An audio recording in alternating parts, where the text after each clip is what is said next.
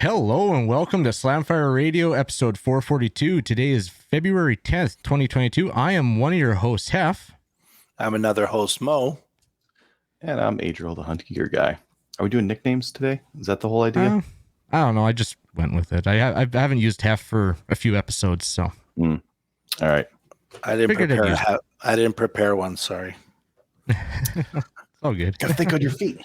Just make something up. Just boom, boom, boom, boom. I'm not that good at it either, so. And, well, how's your guys' week been? Busy. Grindy. Grindy. I went to the lawyers today to sign some paperwork from my house purchase, and that took an hour and a half. I thought it'd be 30 minutes. Just put them in front of me. I signed the stuff. Yeah, legal mumbo. Yeah. No, we had to explain it all. Yeah, very important. Very important. Yeah. Well, you got to understand what you're signing, so. Sure, I guess. It's only a home purchase. What is it, $500,000? Who cares? Yeah. No big deal. All right, well, let's get into what we did with guns. And what we did with guns is sponsored by Calgary Shooting Center, Canada's premier firearms retailer, and nice range too. And this week, we're going to highlight the Aguila mini shells. They have them in stock. Aguila. Wait. Share screen. Oh, you got it? Oh, you're faster than me. Good. And there they are. Yeah, so they got the 7.5s, the buckshot, and the slugs. Nice. $34. How many are in $25 that for a box. How many are in the box of these? 20 rounds. 20 rounds. That's not that bad. No, that's not bad. 1 3/4. Be fun. So cute. I'm curious. These slugs, where are they? 1,300 feet per sec? That's pretty good. That's quick. What are they, an ounce? The ounce loads? They can't be. 7/8. Yeah. Because, if that was an ounce slug going at 1,300 feet per second, holy cow. Well, wait for my spot. I'll show you what I've got in store. Okay, well, why don't you hit it off, Adriel? Yeah. Let me in. Okay. Adriel. I did a couple things. Let's see. I hit the range. I shot my 22s. I went with listener Thomas again out there, and shot some 22s. I did the QSIF webinar. That was on Sunday, I think. Yeah. And I talked about, I don't know, kind of what I wish I could have told myself as a college student. What to buy, where to spend money and where not to spend money. Because this is for the colleges, right? QSIF. So I was talking about training and what kind of guns to buy or what kind of gear to buy and spend a lot versus spend a little and that kind of thing. It's a good time. Good time had by all. Was this more geared recreationally or competition or both? I talked about both. Okay. Yeah. I assume that most college students can't really afford to do a proper cut. College students cannot afford to do 3 guns straight up. It's too expensive. But IPSC maybe, or Maple Seed, or maybe. Yeah. You were just talking about slugs in these tiny little 3/4 inch. Check this guy out. That is focus. A 1 ounce slug going 1,200 FPS. It's not bad. Look at how cute these little shells are. That is impressive. 1 ounce slug. 1,200 feet per second. I think it's pretty impressive to get 1,200 out of that thing. That is impressive. Package. Wow. Crazy. I got some shot too. 15/16 ounce for the shot, but it's going 11:45 and it will refuse to focus. But same idea. Little shots here too. Okay. With a shotgun I picked up for a buddy of mine. I was on the right side of the city to grab it, but I can't wait to get to the range and shoot those. I wonder if they would run in a pump. You think so? Not in a I think that's about one of the only things they would run out of is a pump. Or break action. I got a break action. I could try that. 870 with their double bar. That I think you could get them to cycle in that. I know if it's only got a single action bar, you'll end up double loading. I think I heard guys doing that where it drops 2 shells instead of 1. Well, I'll try it in my semi-auto, and I'll try it in a break action, and maybe I don't have any other pumps. So no, semi. Sorry, it's got to work in a semi or a break action. I don't know. So that's kind of cool. And then I got this thing in the mail. Primary Arms 1X Cyclops. This is their mini 1X optic. It's so small. Look at it. It's so small. Oh, yeah. This is a prism optic, so you don't have the astigmatism issues that you would with a red dot, with some people who have astigmatism. It's got enough mounts, like they give you so many different types of mounts that are stackable and whatnot, that I think, what are there? 8 mounting heights that you can do. So like really good flexibility on the height of this thing. Illuminated shake awake style illumination on it, or just don't use the illumination and just use the aimer, I guess. It uses the Primary Arms has this ACSS reticle. It's kind of like a half horseshoe and a little Trigicon chevron kind of a thing in the middle, which might not be bad for 3-gun, because like the single point in the middle for accuracy, but like that, anything in that horseshoe, just send it, just wrap on the trigger and let her rip. I think that might work. And the eye relief on it is actually not bad. So it's best right around there, which is about 3 inches, but you can use it further or closer fairly easily. So, what are you going to test it on? I don't know. Okay. I have an Aimpoint Pro on my 3-gun rifle right now. This would potentially replace that. It's quite a bit smaller and lighter than the Aimpoint Pro. Okay. And I don't know. I don't really know if there's going to be much of a difference between the two of them, to tell you the honest truth. I don't have astigmatism, so it doesn't matter whether like the red dots don't look blown out or weird shapes or anything like that for me. I just think it's neat.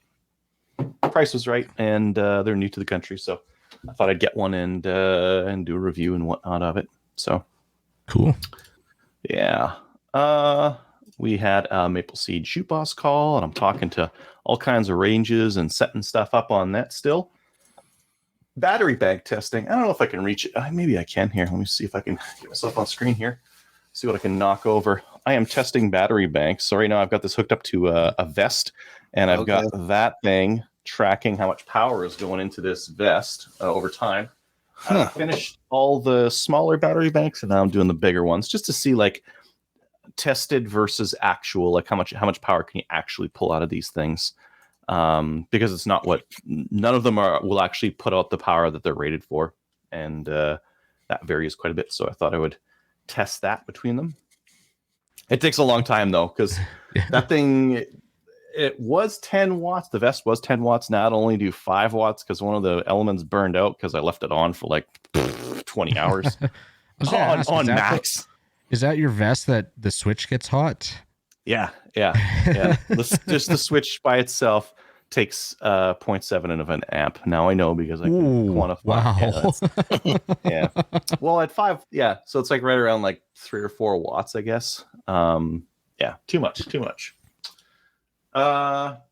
And then so for like Chaz 3-gun, we've on Facebook, I've noticed lots of guys like really like want to get into 3-gun this year, and they've been asking a bunch of questions on Facebook. So I was like, oh man, what we should do is just like a live call. So I'm going to be hosting a live call tomorrow night for anyone interested in 3-gun for Chaz, or anywhere really, just to discuss like gear and newbie stuff and like getting into practice score and all that kind of stuff, because everyone's going to have the same questions anyways. Everyone's going to like fire them on Facebook as they think of them, but I could just be a better idea to get a couple of the more seasoned shooters and just answer those kind of questions live on air, kind of a thing. So yeah, that's a great idea. That's awesome.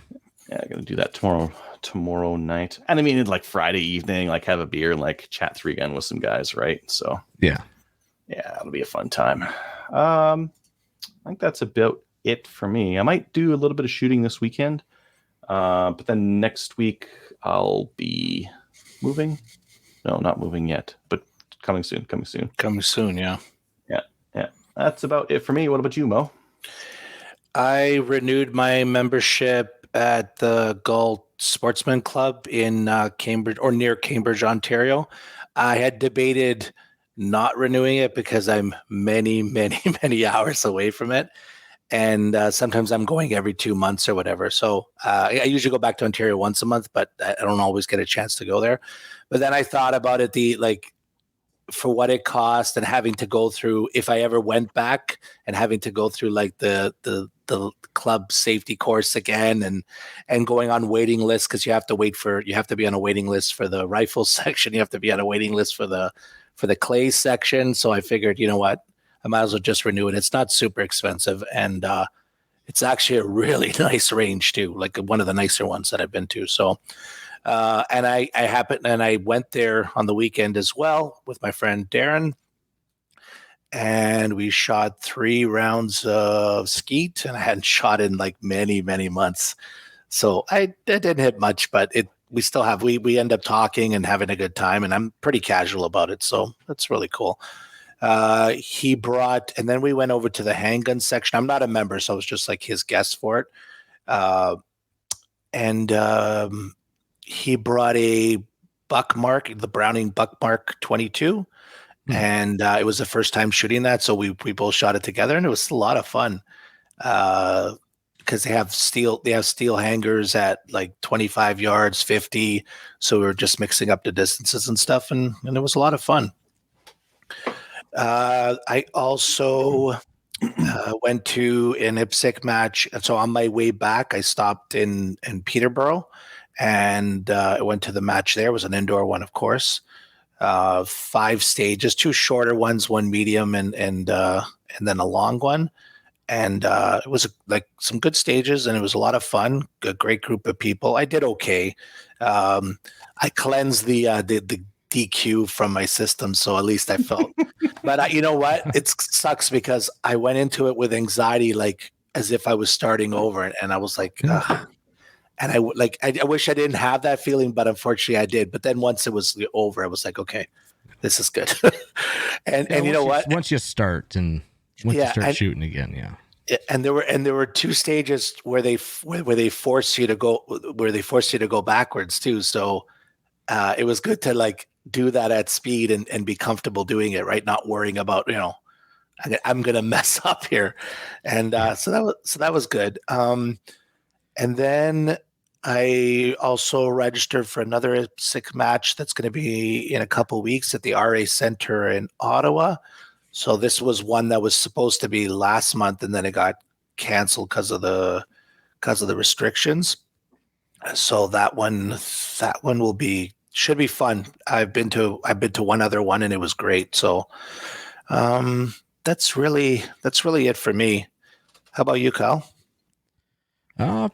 Well, I took the Gersan out, did some testing with it on the weekend, and I was going to put out a video, but I think I'm going to make it all in one. I got some more testing to do it on this weekend, because just say it didn't quite live up to my expectations. So I'm going to try some things this weekend, see if I can't get it running better, and take some more footage and get the video out there.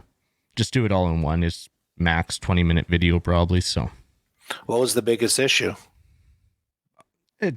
Not cycling. Okay. Not cycling light stuff, right? Yeah, exactly. I ended up getting some after I was done filming and everything. I ended up getting some ounce and an eighth, ran some through it, and it ran it fine. But okay. The lighter stuff, it wasn't running, and there was some stuff in there that I thought, yeah, it should be able to run it. So I'm actually going to go and do a break-in on it. Some of these semi-auto shotguns require a break-in, so take a couple boxes of buckshot out, run it through them, give it a clean, and then try it again and see how it goes. Okay. So yeah, the testing continues on that. Also out at the range on Saturday doing the wall, and we almost got that done. And we're actually going to be back out there again this Saturday and probably get the wall I imagine we will have the wall construction completely done and ready for fill after Saturday. So that'll be good. It just sucks because all our sand is frozen, so we might have to wait a little bit just before we can get the fill, but we'll see how it goes. Other than that, my WK came in on Friday last week. And then yesterday, a bunch of my parts came in. So I got started putting together my WK.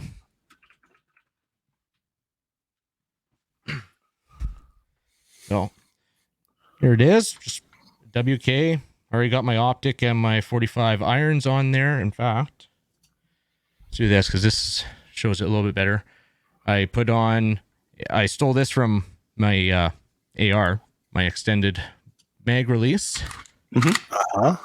And that's the oversized mag well I was talking about. And look how nice geometry that is. Looks better. It's hard to see because your connection's a bit gifty, I guess you could say. Okay. But yeah, it does look like a cleaner spot. You could see. Where'd you get that thing? Where'd you get the mag well? True North Arms. Ah. And then actually Friday I went on to Spectre Ballistics and they actually had the green charge handles in stock. So I ordered a couple of those up and those come in. Nice. And yeah, one really cool thing is I was kind of wondering with the mag extension was with the D60 and it fits. So when you run an oversized mag well, a lot of times you'll come up with that it won't do the D60. So I was very happy when it did. Good. Do you know if this magwell adapter works on the MCR? I do not know. It's $29. It's so cheap. It is. It is 3D printed, but it fits nice. It's very well tapered. Looks cool matches. too. It matches up, and yeah, it's got this cool little hex pattern in there. So I'll do some Cerakote on that. Handguard, but the carbon fiber handguard, buttstock, and grip are gonna have to wait. But I did have a spare Colt Components six element just kicking around, so I threw that on there. Took the Magpul one that it came with off, and there was a accuracy ring from True North Arms as well. It's just a rubber O-ring to go and stiffen up the mating between the upper and lower. So overall, coming together. I like the magwell. I think I might ask them if it works on the. Oh, it says not compatible with the WSMCR. Damn it! You were looking. I was looking it up too. Oh well. Might have to buy a WK. Other than that, I ended up. Well, I was talking with a buddy who's I'm going to be carpooling with down to Arizona at the end of March, and he mentioned another match the following weekend of Superstition Mountain. So we got talking, figuring everything out, and ended up adding another match to my U.S. trip. Nice. So we will be heading down to Arizona. We're going to probably try and hit up Sobson, Utah for their Tuesday night steel just before that. Hit up Arizona for Superstition Mountain, and then take our time because the next match is in Texas, about 3 hours east of San Antonio. So drive past San Antonio, shoot that match, and then it will be bomb right back up. But it's about, I think we figured out 35 hours from San Antonio to Edmonton. And with two of us driving, we'll just be driving constantly. 35 hours, huh? Well, it's not bad because 36 hours from Grand Prairie to Phoenix. So it's actually not bad. But it'll be a lot of driving because, it's like 15 hours from Phoenix to San Antonio. But so, getting that worked out and looking forward to that because that's in just over a month that we're supposed to be hitting the road for that. So. Coming quick. Yeah, it's coming very quick. We were talking about it, and I'm like, wait a minute. Oh, okay. All right. Very good. Yeah. Get my stuff in order. And it's not that far away. No. But it'll be an awesome trip. I'm really looking forward to that one. And it's been 2 years since I did the US trip. So looking forward to going back down there and shooting something down there. Yeah, that's a couple of cool cities to go to as well. Yeah. Well, I like Phoenix, and I haven't really been east of Arizona, that kind of line down the US. So it'll be cool to drive through. And that's the thing, driving, not flying. So you get to see all the countryside, stop basically wherever you want. And so be a cool trip. Yeah. But other than that, that's it for me. So why don't we get on to upcoming events? Wait. Before you get there. I looked something. So one thing I wanted to know, what's the battery life on this thing? Okay, so it's a prism. It's not a red dot. And it uses a 2032 battery. Normally that wouldn't be very good, right? 3 years. Okay. 3 on medium. 3 years. That's crazy. With a single 2032? Yeah. You know, like my impression of like illuminated reticles and that kind of thing is like you leave them on between range trips, they're dead by the time you get to the next range trip. That has changed because like we've had efficient red dots for 10 years, maybe 5 to 10 years, something like that. A lot more, and pretty much everyone has put out like all their red dots recently are all efficient. And they'll last for like years, in the last like 5 years or so. Holosuns, vortexes, like they're all lasting really long. The prisms and the illuminated reticles, not so much, but I guess they're changing that too because like I would never have expected that they can do a 3-year illuminated reticle on a 2032. That's nuts. Well, that's got an auto shut off too, right? That probably helps it. I don't know if they count that in there, but 3 years. Yeah, that's still If you that'll be the ultimate test is put it in there. And if it can last, try it out. If it lasts 3 years, then awesome. I still got my aim point with the first battery I put in it, or maybe did I change it out? I might have changed it out just like proactively, but they have about the same lifespan, 3 years at whatever number 7 or something like that. Okay. Cool. Sorry, I just had to jump in there. Like illuminated reticles, I had not known that they would go that long these days. Yeah, that's pretty good. All right, upcoming events. Upcoming events is sponsored by Telos Alpha. Telos Alpha is a Canadian digital agency that works exclusively in the firearms vertical. They help with business processes, strategic planning, websites, e-commerce, and battling the stigma the industry carries with banks, merchant processors, and social media. You can check them out at telosalpha.com. And before we get into upcoming event, well, Justin Heller here asked a question. If I applied for my Form 6, they wouldn't let me put my MCR on it last year. I haven't because I needed to have all my guns in hand to do that. So that's probably filling that out this weekend and sending it off. I've had it within a week usually, but so I'm not too worried about it. I did hear those stories about the WKs and the MCRs not getting on there, like being denied right away. But then guys were saying they sent in the FRT for that firearm, and our mistake, because they were under the understanding that it was just all center fire semi-auto rifles were banned. So yeah, when I do file for my Form 6, I'll be attaching the FRT for the WK in with that just to eliminate that possibility. Just prove to them, this was taken today and it's still legal. So yeah, but back to events. There's Lunatic Tactical Shotgun Mania Challenge, August 26th to 28th. You can go register and get any details on Practice Score or contact me, whatever you want. We also have the 2-gun Winter Brutality and Night Shoot in Quesnel, BC on March 5th. And details are also on Practice Score. Register on Practice Score as well. And then the full auto 4-stage pistol match at Colby Shooting Club in Waterloo, Ontario, also on March 5th. And same thing, go on Practice Score to register or get any details, contact information, that type of stuff. And Ladies' Days. Kelly,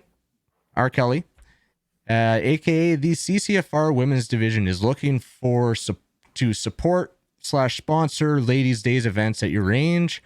This is a range-driven initiative, but if you want their sponsorship and their support, you can contact Kelly at slamfireradio.com or info@firearmsrights.ca. And we've talked before, like they have a whole package to help you go through and run the event and everything. So it's not just a plaque. They help you with your organization of it too. Like they run enough events that they got it down that it can help you out a lot. The experts, yeah. Yeah. Then we'll get on to the news. What do you got for news? This first bit is something that just came out today, actually. The CCFR kind of shared this letter that was sent from the government to Canadian firearms retailers, and it's basically asking them for help in the upcoming it's not a buyback. What would you call it? Forced paid theft. Theft? It's paid theft. Confiscation with compensation. Yeah, confiscation with compensation. Basically, they're asking the industry for all the information. Like, how much? Because isn't the due date coming up? What, April or something like that? April 30th. Like, whoa. No one's been working. I thought you were working on that. Yeah. Hey, how much are your guns? And how much do people spend on guns and like accoutrements and whatnot? And they're just like, I don't know. I think this is like, what would you call it? A Hail Mary. Oh shit, we forgot to do this for the last 2 years. A desperation last minute. Yeah. 2 years. Who needs 2 years? We'll do it in 2 months. Yeah, and you know what? If the retailers cooperate, which they really shouldn't, I really hope not. They should completely exaggerate the cost of everything, and I mean exaggerate heavily. Well, they're prohibited, so it's got to be street price. Yeah. Wow, downtown Toronto, you could probably fetch like $3,000 for this. Tokarev. Yeah. Yeah, it's just they're such clowns about everything they do. But yeah, total clown world. Yeah. Speaking of clown world, the next article we have here is guns used in crime are not coming from the U.S. Are coming from the U.S. Not legal gun owners, police chiefs. So this is updated. What? This is 2 days ago, and the vast majority of crime guns seized in Canada's biggest city last year came from the United States, and the number was 86%. So of the firearms where they could trace the origin, 86% were smuggled into Canada from the U.S. Trend that has been on the increase since 2019. And I mean, you could see why. It's right across the border. Just drive a trunk full of handguns and sell them for a lot more than you paid for them. Yeah, and it doesn't mean that the 14% are actually like stolen from legal ownership or straw purchases. They're just ones that they don't identify, right? And think about crime gun. Like, what's a crime gun? Okay, well, and going off their definition, it's pretty permissive. So like, there's some times where that gun might not even been used in a crime. Yeah. It was just like, I don't know, the guy had a firearm at his house. And it was in the vicinity, but it had nothing to do with what the person was arrested for, right? So. Don't they include airsoft and even like Nerf guns into that? For this one to be like high, I would imagine. I have two, but for 86%, I would imagine that's real crime guns, because they like that couldn't by include definition. All the numbers wouldn't make sense. 86 is a high number. That's a very high number. And for if they said 14% were like stolen, or the person legally owned them or whatever, that would make sense to me. It's still a massive outweighing of legal or illegal to legal, like smuggled versus non. But 86% makes sense. Yeah, absolutely. Yeah, and so like when people talk about all this legislation we're adding on, actually, I was talking with some other people about like what legislation has been proven in studies to have effect, and there are some that have effect. but they're like the real like basic bitch legislation that you would put in for gun stuff, like safe storage, licensing. But beyond that, it gets like the diminishing returns are so bad to where like 5-round magazines or no suppressors or a lot of the other stuff we have, like you would never be able to measure an effect from that kind of stuff. I mean, in the US, so they had this fantastic natural experiment. Some states ran right to carry as a shall issue or a must issue. And some didn't. So they had this fantastic experiment where lots of states were very similar in crime and other things, and one of them enabled it and the other one didn't. So they had lots of fantastic data on that kind of thing. They couldn't tell the difference. Like if you just ran the numbers, you can't tell the difference between whether the states ran it or not. So what that says is like even something that feels like it would be fairly impactful, either on one side, blood running in the streets from legal gun owners shooting each other up over like fender benders or something like that, or on the other side, legal gun owners like defending themselves against criminals. In the end, it's a wash. You can hardly even tell the difference. You can't see a difference in like homicides or anything like that. So like for stuff like this, it's gun legislation is not super impactful on homicides, suicides, any of these kind of things. And makes sense. When we had Dr. Langman on, he said as much. You know, we ran. He has done studies multiple times that show that Canada's firearms laws since I think the mid '90s just haven't had an impact on homicides or suicides in Canada. No appreciable, measurable difference. All that like hand wringing and like, oh, what about this? What about that thing? Oh, that Blaze 47, got to get that out. Like all this stuff is for nothing. It does nothing. It's unmeasurable. I absolutely believe that. And I like Kyle's comment about suppressors should be considered PPE. Absolutely. Agreed. Every other country has them. Yeah. They have them in Europe, all over the place. They have them in the US. And Canada's like, no, assassins will use that. What about all these other countries? I don't see a lot of like it's so illogical. Like if you have a suppressor, you're more likely to go assassinate somebody. It's nonsense. Makes the gun really long, and if you're running like a center fire or something that's supersonic anyways, you can still tell where the shot's coming from. It's like the whole restricted magazines. Do we really think that they've prevented a single mass shooting in the last, few decades because of restricted? It's just nonsense. That's just a feel good one. It's a feel good one. You can't have a mass shooting in Canada. Our magazines only go to 5. Like the person's going to be, I was going to go out and kill a bunch of people today, but my magazines are limited to 5, so I'm not going to. I'm going to do something else instead. I was only legally allowed to have 5, so I didn't go out and shoot a bunch of people. It's like who would think that way? Who would think that way? No one. But politicians use that kind of stuff to because that's it. People outside of our world have no idea, right? So they just it sounds good. Ban guns. Great. Well, and not to go down a rabbit hole, but one of the things that I've noticed with Canadians, and it's been really noticeable over the last 2 years, is this idea of if it's not me, screw them. Like if it's not me, gun owners, I don't know any gun owners, screw them. Vaccinated, unvaccinated people, I don't know any. Screw them. Put the screws to them, right? That's not me. I don't care about those people. Does this help? No, it doesn't. Oh, I don't care. Put the screws to them. It doesn't affect me, so I don't care. Yeah. And even if it doesn't help, because I think the example that we're seeing right now is vaccination mandates for the border when Omicron gets through and infects people who are vaccinated or unvaccinated. It doesn't help with infection. Yet we're still putting it in place just to screw them. Just got to screw those people. Doesn't have to be effective. Just screw them because they're not me. It's disappointing. That's our world now. Yeah. Shouldn't be the way that Canada is, but it is. No, it shouldn't. But it is.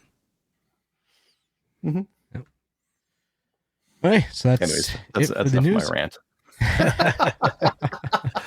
Hey, now to happier things. Maybe. I don't know. But CCFR legal fund donations. No new donations, but as we already said, it is coming up very fast. So if you're looking for a way to help the CCFR with this massive court battle, you can donate. You can become a member or donate to the legal fund by sending an EMT to finance@firearmsrights.ca, or go to the website. They have a link up there. You can donate through there. And they are running I think Kelly said the last run of neon signs. So I don't know when that's up. I think it's up, end of the month or something? I don't know. But they're running their last contest. Every $10 gets you an entry to win one of the neon signs. So go donate, help the cause, and maybe win a neon sign. Awesome. We get on to New Gun Stuff. New Gun Stuff is sponsored by Bolt Action Coffee. We've been a brand ambassador for them for a bit, and they are some awesome coffee. They're roasted in small batches, and yeah, it's some of the best coffee out there. You can get it by going to boltactioncoffee.com and use discount code SLAMFIRE, all capitals, one word. It's really good for growing beards, as you can see. Yeah. Yeah. Good, healthy beards. Yeah. Put some hair on your face. I have since I think I was 10, so I'm good. Didn't know Bolt Action Coffee was around back then. All right, let's get into the new gun stuff. So the first one I wanted to show, and this is one, I think I noticed it yesterday, and I love it. Yeah. This is the Maple Ridge Armory Renegade pump action. Now, this is a first focal plane actually showcase this, and one of their enterprising guys molded some plastic and got a transfer bar hooked up to the left side of his MRA. It looked pretty good. Like, it was slick. And I hadn't watched it yet, but the idea that all of a sudden makes a straight pull semi cool. It's fast too. And like he was showing like doing a press check with it, and it's like, oh, that looks so good. Oh, because your hands stay the same, right? Yeah. Press check, rotate it over. Oh man. Yeah, looks and I mean totally homemade, right? You look at the parts and whatnot on there, totally homemade. He shows in the video, like, there's a long video, it's about an hour, and he shows all the stuff he did to fit it, and some of the dead ends he went down in terms of like builds and that kind of thing. Yeah, super good video. So I definitely recommend you check that out. And the next one is Gray Birch. They have been releasing, or are releasing, the foundation chassis for the CZ457, which is really neat. So the 457 is kind of their precision 22 CZs, and now they've got this foundation chassis for it, which is pretty neat. And that's all I've got. Cool. Oh, you're supposed to check your personal Facebook Messenger, Adriel. Facebook or Instagram? I don't see anything in Facebook. He says Facebook personal. Yeah. Okay. It's Gray Birch. Maybe he means Instagram. Oh, I see something on Instagram. They just clarified Facebook again.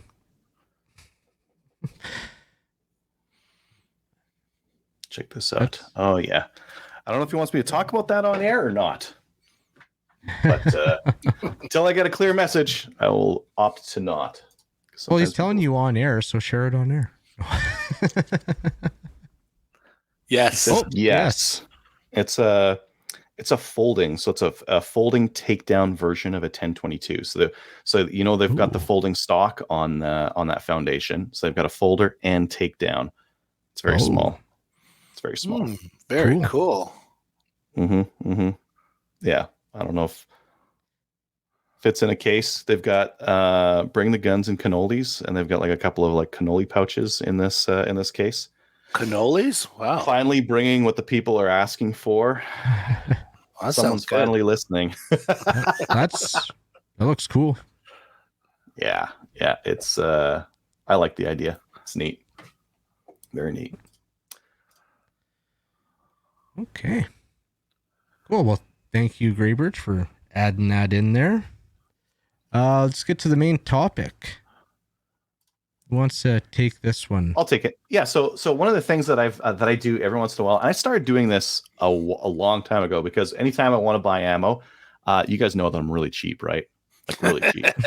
I look for my deals. I clip my coupons. Like I do all sorts of weird. I want to get the best deal possible. So I've been maintaining this Google sheet called Cheap Common Ammo in Canada since 2008. And every once in a while, I update it with whatever is new. So I have actually updated it with information for this year. I might have talked about this last year or not. So I've got just your standard blaster cartridges in here, or the stuff that I like. And I've got some prices in here. Now, anything that's bolded, price is about the same. So some of these prices are the same right now as they were last year. So stuff like the 762 by 25, a lot of that Milsurp stuff, same price as it was last year. No change really there. The red box, like the non-corrosive stuff, that's got more expensive. 9mm, all a little bit more expensive than last year, or a lot more expensive than last year. Mm-hmm. Yeah, looking at right around 36 cents per. I think it says brass. It should be aluminum. The aluminum case stuff is the cheapest, right around 36 cents per round. Your brass case stuff is right around 42 cents per round. I didn't include remanufactured in here. I couldn't find it, but sometimes remanufactured can be cheaper as well. Yeah. Now, what does that compare to like last year or the year before? Well, 9mm last year, right around 33 cents per. You guys want to cry? Let me show you the year before that. I've seen it. Year before, 20 cents for the aluminum stuff. Yes, Oh, yes. I remember that. I remember those prices. I do. Oh, the good old days. Yeah. This wasn't the worst though. Like that, it's more expensive. It's not 223 more expensive. 223 is like way up there. The cheapest stuff is still like the Barnaul, if you can find it. Only found Reliable Gun had some Barnaul steel case, 280 for 500 rounds, so right around 56 cents per. But your brass case is right around like 73 cents per round at the cheapest. And there's a variety of different places that have that, and a variety of different manufacturers, but they're all right around that price point, whether it be Winchester M193 or Aguila or Federal XM193. It's all right around 75 cents per round. Pretty expensive in my opinion. Last year for that 223, basically the same, 70 cents per, but there was some steel case stuff right around 50 or 46. I ended up getting some Barnaul last year for I think 48 cents per. And I got 1,000 rounds of that just to tide me over. Maybe I should have got more, but year before 223, 35 cents per for steel. For brass, 40 cents per. That's quite a bit cheaper. Wow. I mean, those were really cheap prices though. That was off the tail end of a rush. If I go to 2016, 223 was a little bit cheaper for some of the stuff, a little bit more expensive for the brass case. It was right around 57 cents at the cheapest. And then if you go to 2008, well, we had even cheaper for 5.56 back then. You could get it for 27 cents per round back then. Jeez. I don't know what the return rate is on stocks versus ammo, but I think like if you would have bought a whole bunch of 5.56 in 2008, I think you'd be beating stock market. Quite potentially, yeah. Well, you'd have it for half the price, right? I don't think inflation's been nearly that much, so definitely some good value there. Yeah. When you get to 762 by 39, some of the corrosive stuff, same price. Marstar and some other places have not changed their pricing. So if you're looking for like new production steel case, Marstar's got some of the Norinco red box, which they say like we haven't tested whether it's corrosive or not, so it might not be non-corrosive. Bullseye's got some stuff on stripper clips. So if you're looking for steel case corrosive on stripper clips, I saw that. Yeah, they've got that for 39 cents per round. The cheapest stuff is still like the Norinco Surplus was right around like 29 cents per if you buy like a big crate of 1,500. And then the cheapest non-corrosive was Gotenda had some Barnaul steel case for 58 cents per. So Mo, this is for your Type 81. Yeah, but I can't. But I can't use the steel cases. Oh, they're all steel cases. Oh, they're all steel cases with this one. Yeah, I don't know. There's you can get brass cased for 762 by 39. Do you mean steel case or steel bullet or steel core? I think both. I don't know why you can't indoor run ranges, a steel case. The stuff indoor I bought ranges don't allow anything that sticks to a magnet. A lot of them. And the stuff I bought a few years ago in bulk, I'm pretty sure is not steel anything. So, I gotta go look. I gotta go grab a box. It's gonna be magnetic, like either. It's I'm trying to remember the name of it. It's not a common brand. It's a European one. SMB. No. It's it'll come to me. It'll come to me. All right. Anyways, that stuff out there. 308. Look at all the blanks I have here. There used to be like a lot more options for surplus 762 by 51 or 308 for everyone else.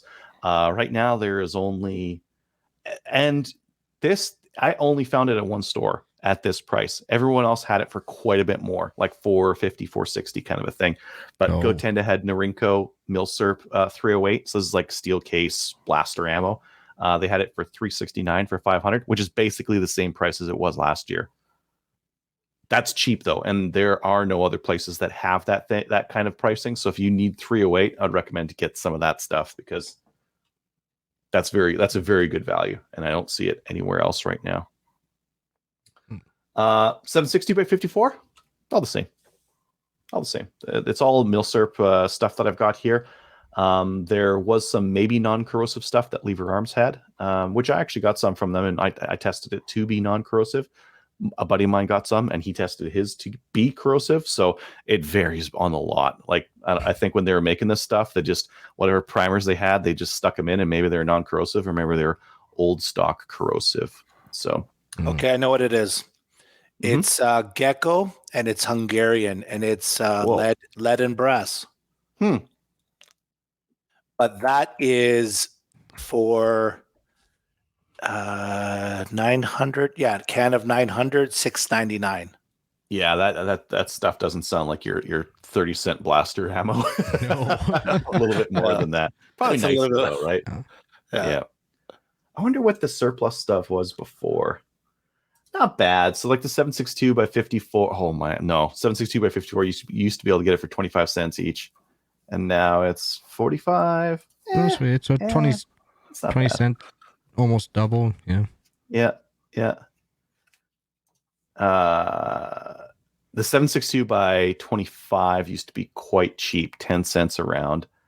Like look at the difference between 9mm and 762 by 25, and you can see the reason why that would be really attractive, especially like that Norinco 762 by 25 pistol. You can be shooting it at less than half the price. Yeah.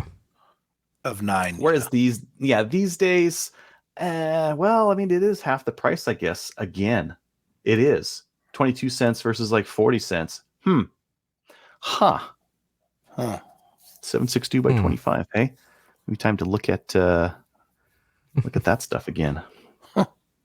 Anyways, yeah, it's something I try to do every year just to see what prices are doing. It's always interesting. We're kind of following along with what the U.S. is doing. I'd imagine that 5.56 price is going to get down. It's too much. Yeah. 76, 75 cents around for the component cost in it. It's too much. I'd imagine that price is going to come down. I don't know if 9mm. You gotta figure all those, like, let's say new AR owners in the U.S. have now filled up on their ammo. So I think maybe, and then we'll start seeing it come down. But yeah, well, you gotta remember though. Inflation. Also, like, I don't think we're gonna see prices go down until maybe winter time, because now we're getting into the season where everyone wants to go out competition shooting, or weather's getting nice, they want to go out shooting, and will the inflation that Canada and the US are seeing right now mean that we'll never get ammo that cheap again? That could be as well. You look at those 2008 prices, we'll never see those again, but that's because of inflation. So inflation in the last year or two is really bad. Maybe we just won't see those prices anymore. Maybe they'll always be like 10% more than they were before. Yeah, I think That'd be that's okay. fair. Yeah, if instead of 40 cents, if they were like 44 cents per round of 223, okay, I'll be fine with that. I don't think it'll come out there for anytime soon. Like, but even shot shells are going up in price. Clays are going up in price. Clays for us from last year went up 6% this year. 6%. That makes sense. That's standard inflation right there. You know, the 3 years prior to that combined was like 6%. Mm-hmm. So that makes sense. And we got told our ammo's going up, targets are going up, everything's going up. So I think the play right now, if you could put some money in the RRSPs, or you could buy some Norinco Surplus 308 for 74 cents per, and buy precious metals. Assembled precious metals, I think is how you could justify it, right? Yeah. You're buying ammo futures for 308. Ammo futures. That's great. Brandon's mentioning that Tenda had bulk score buckshot for 60 cents per. Yeah, that's fantastic. Yeah. And the price of slugs hasn't, like, those, you can still find those score low recoil slugs for 169 for 250. Lead's more expensive, but they're still able to sell those for fantastic, and the buckshot for cheap as well. Yeah, 60 cents a round for buckshot. That's pretty good. Mm-hmm. Yeah. Interesting. I wonder if anything's cheaper right now than it was before. I don't think so. I don't think so. Pretty cheap. I'd be very surprised if stuff is cheaper. I'm pretty sure GoTenda had prices of buckshot cheaper than I've ever seen, which is really weird. So I bought some last year for like a pretty good price, but this most recent sale that they ran was even cheaper than that. Maybe they lose money on that stuff, and then they like to expect people to get other stuff though. Yeah,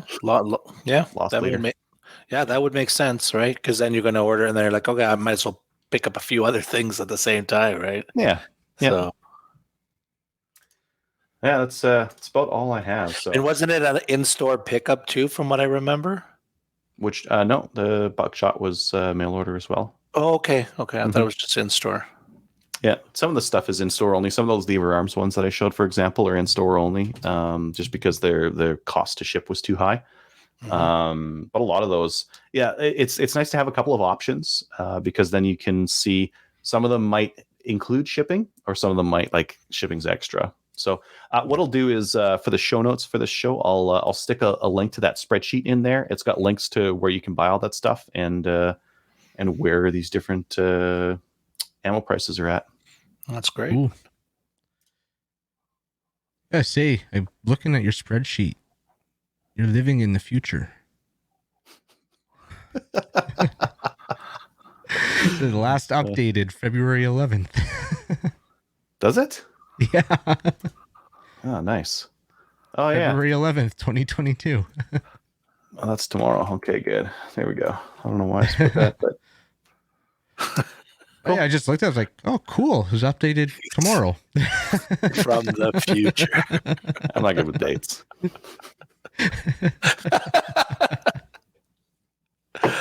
That's funny. So general consensus, prices are going up and not going to see them settle for a while. Or do you think they're actually going to settle here? I think if you've got to do some shooting in the next year, buy some Barnall, like get some cheap steel case crap and burn that stuff up during the year, and then look for prices to get cheaper in the fall or winter. Hopefully. Yeah, hopefully. Or else buy another crate of Barnall.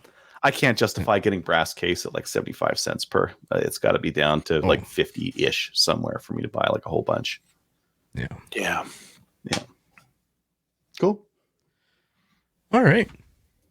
Well, let's move on to listener feedback. Listener feedback is sponsored by Armory DC Gunsmith. Armory DC Gunsmith is a full-service gunsmith who specializes in firearms refinishing. He offers hot bluing, parkerizing, and Cerakote finishes, as well as wood refinishing. Check out his online inventory of new and used guns, firearms accessories, optics, and more at dcgunsmith.ca. And we do have a couple emails here from what I saw. Adriel, you want to take the first one? You bet. From Brett. Sorry. Hey guys, I remember Adriel talking about using one of those 45-degree rails for a secondary red dot. This is what I came up with. It's a Vortex Venom 3 MOA dot sitting beside a 1:8 by 24 Vortex Strike Eagle LPVO. The rifle is chambered for 223 Wild. The main optic is set up for 55 grain FMJs. I'm using the secondary optic for grouse using 55 grain bullets loaded up over 4 grains of Trail Boss, giving the muzzle velocity at around 1130 FPS. About the standard 22 LR. It kills grouse really nice. Just thought I'd share with you guys. Love the show. F. Trudeau. I like how that rhymes. Yeah. But he put a heart. So That is good. some powder puff 223 loads. Trail Boss. I love it. When I first saw it and I saw like grouse hunting with like a 5.56, I'm like, oh my God, you're going to brutalize that grouse. But no, 1,000 FPS. That's all right. I like it. This is like a 3-gun loadout. The LPVO on top and the red dot on the 45, like that's definitely a 3-gun deal. Oh yeah, that is open class all the way. Mm-hmm. But I guess this is open class for coyotes and grouse as well. Yeah, that's awesome. Yeah, super interesting. He's got his red dot far up forward. You can either put him way at the back or far forward. I like the far forward. Yeah. Cool. I'll take the next one. Mm-hmm. Hi, Kyle. For the magazine mod you made on the Gersan MC312 Inertia X semi shotgun, is the tube thread Beretta Benelli pattern? Did you have to cut the end of the tube where there are no threads? Thanks, Ed. Okay. And I saw this one earlier, and so I brought the Gersan out so I can show. Now I don't have the tube threads. here. Has to have threads on it. Oh, no, but he's wondering about the pattern, the thread pattern for extensions, and it is a Benelli Supernova thread pattern. So you buy an extension for a Supernova, and yes, you do have to trim the threads down just a little bit at the end. Let's see here. Yeah, just at the end, you got to trim just the edge down just a little bit. So, but yeah, I was actually kind of expecting that question on what thread they were, because finding a extension branded for a Gersan probably not going to happen. But yeah, they are a Supernova thread pattern, so there'll be lots of extensions out there for that. Kind of making me want to get one of these from a kid when he gets into like 12 gauge on his 3-gun, Kyle. Well, $500. See you after this weekend. Did you cut any coils off the recoil spring? No, I didn't. Shouldn't have to. Not. You're asking it to run 7/8 ounce loads though, right? Or have you tried? I'm not. I'm asking it to run a 1 ounce load doing 1,200 feet per second. That should do that, and it's not doing exactly. That 1 ounce. And it would. But it does 1 ounce and an eighth, right? So, spoiler on the video that hasn't come out yet. In order to get that to cycle, I actually had to have it off my shoulder. As soon as you put it in the shoulder, it acted like a inertia shotgun up against a brick wall.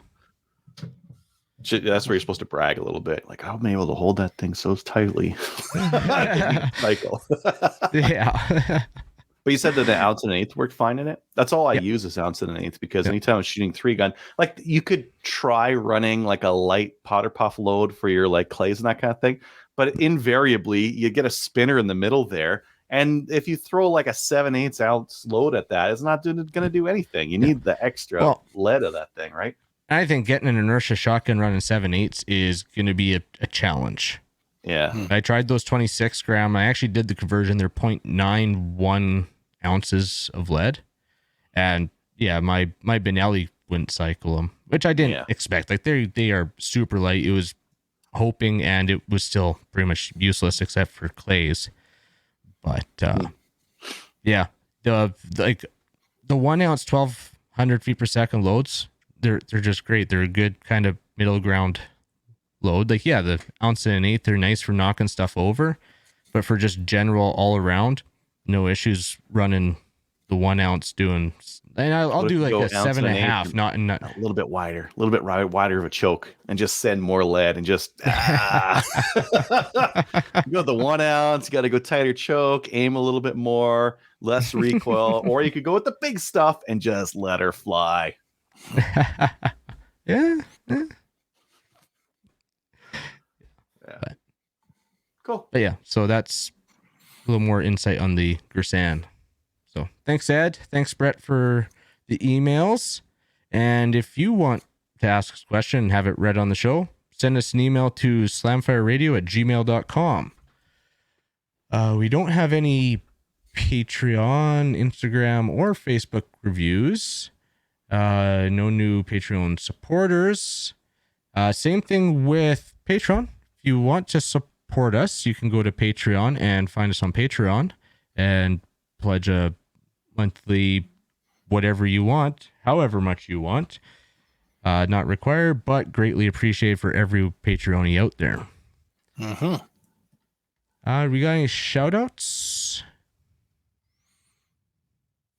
I was just going to shout out the gang at Peterborough. They put on a good match, and it's a good group of people. So thank you. I'm so jealous about how many IPSC matches you have around you. Like, I know. Yeah. No such right now. Well, when things are open, yes. But I also drive to a lot of. I mean, you guys do too. But yes, I'm in a good spot where I get the Quebec matches and I get the Ontario matches. So yes. Yeah. Andrew was just mentioning here, he ran about 100 rounds of 3-inch and 3.5-inch waterfowl loads to break in his Gersan 3512, and now it runs 7.5 handicap and low recoil slugs just fine. Handicap's extra oomph though. That's usually ounce and an eighth and pretty stanky, right? Yeah. But yeah, no, that's what I'm thinking is that I just gotta break it in. So I'm gonna run a bunch of it's the 3-inch. So I got a bunch of buckshot here that's just been sitting here waiting to be used. So I'm gonna run that through it and see. Maybe I'll throw like 25 rounds of buckshot, just hammer it and do that. Grab the cheap steel duck shot Winchester 100-round pack. That's the cheapest, like the stankiest rounds you can get. The only problem is, and I got check, he got the full choke in there, and he didn't give me the other chokes. So I don't want to run steel through it. I will run lead on threads. And looking at the pictures, it looks like the thread cleaner is the same as my Benelli. So run 25 rounds of lead through it on just the threads. That's a non-issue. So that's because even buckshot, I'm a little going through a full choke. I'm kind of it's probably fine. Probably fine with the buckshot, but yeah, steel shot. No, I'm not doing that without a choke or something protecting those threads. Unless something catastrophic happens to this shotgun, I'm going to be buying one in like a year or two. Because like I'm really loving what I'm hearing so far. I'll probably get the 3.5-inch so I can run the non-SAMI, the realistic spec with the 3.5 inches shells, and run it as a backup 3-gun shotgun. Sounds so good. The price is fantastic too.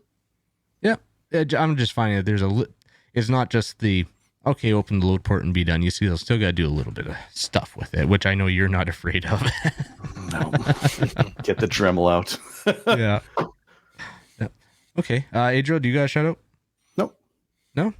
I want to shout out everybody who came out on Saturday, help with the range. We had a few guys that haven't been out there helping with the wall out there on Saturday. So thank you to those guys, and thank you in advance to the guys that come out this weekend to help us finish it off. And with that, we're going to sign off. So go check us out on Gun Owners of Canada. Give us a like on Facebook. We are currently at 2,940. Looking to get to 3K. Go give us a subscribe on YouTube. Give us a review on Facebook. Join the CCFR, and we will see you all next week. Later, everyone. See ya. Kelly.